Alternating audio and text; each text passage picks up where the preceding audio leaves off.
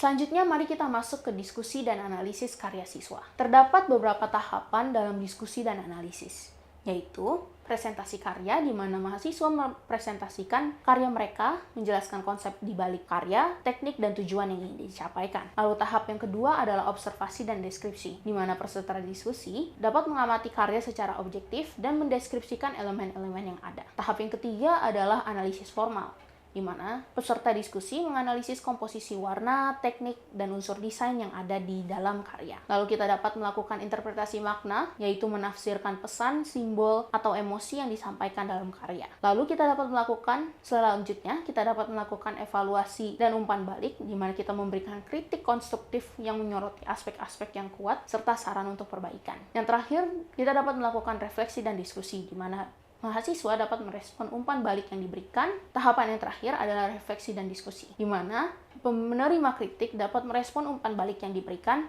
dan mendiskusikan strategi pengembangan karya ke depannya. Mengapa diskusi dan analisis karya itu penting? Diskusi dan analisis karya itu penting karena dapat melatih keterampilan berbicara, mengemukakan pendapat secara logis, lalu meningkatkan pemahaman terhadap berbagai perspektif dan pendekatan dalam desain dan seni, lalu dapat memberikan wawasan baru dalam pengembangan karya, serta menciptakan lingkungan belajar yang kolaboratif dan saling mendukung. Mari kita bahas sebuah studi kasus, yaitu karya poster kampanye sosial yang dibuat oleh mahasiswa desain grafis Andi. Andi membuat sebuah poster kampanye sosial tentang kesadaran lingkungan berjudul Save Our Earth. Poster ini menggunakan warna hijau dan biru yang dominan dengan ilustrasi tangan manusia memegang bumi yang mulai retak. Ada juga teks utama yang berbunyi, "Jaga bumi, jaga masa depan." Saat sesi dan analisis karya, Andi mempresentasikan posternya di depan kelas dan menjelaskan konsep serta pesan yang ingin ia sampaikan. Mari kita gunakan struktur tahapan diskusi dan analisis yang sebelumnya sudah dibahas. Yang pertama adalah presentasi karya. Andi menjelaskan bahwa poster ini bertujuan untuk meningkatkan kesadaran masyarakat terhadap isu lingkungan, terutama mengenai dampak perubahan iklim dan eksploitasi sumber daya alam. Ia juga menyebutkan bahwa ia memilih warna hijau dan biru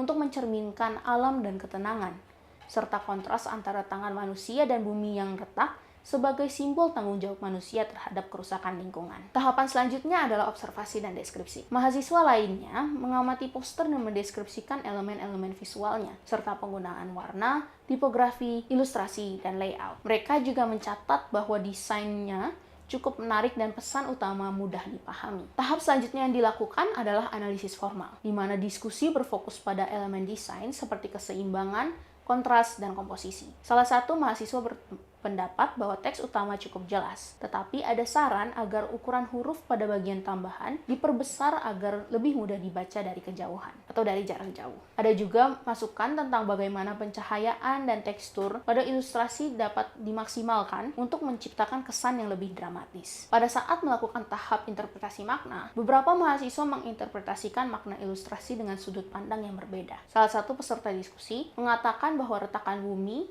bisa diperjelas dengan efek pecahan untuk memperkuat kesan ancaman kerusakan lingkungan. Ada juga diskusi mengenai apakah pesan dalam poster ini cukup menginspirasi audiensnya untuk bertindak lebih aktif dalam menjaga lingkungan. Lalu saat masuk ke evaluasi dan umpan balik, kritik yang diberikan dirasa oleh Andi cukup konstruktif, yang mencakup aspek positif dan area yang dapat ditingkatkan. Seorang mahasiswa juga mengapresiasi pemilihan warna yang efektif dalam menciptakan suasana dan relevansi terhadap temanya. Namun, ada saran agar elemen tangan manusia lebih diperjelas agar pesan tanggung jawab individu terhadap lingkungan lebih kuat. Saat sudah mempresentasikan karyanya, Andi lalu melakukan tahapan refleksi dan diskusi, di mana Andi menerima umpan balik dengan baik dan menjelaskan beberapa tantangan yang ia hadapi saat membuat desain, seperti keterbatasan waktu untuk menyempurnakan detail ilustrasi. Ia juga berencana untuk menerapkan saran yang diterima, seperti memperjelas elemen tangan dan meningkatkan keterbacaan teks, sebelum mencetak ulang posternya untuk dipresentasikan di acara kampus. Sekian pembelajaran pada hari ini, sampai jumpa di pembelajaran berikutnya.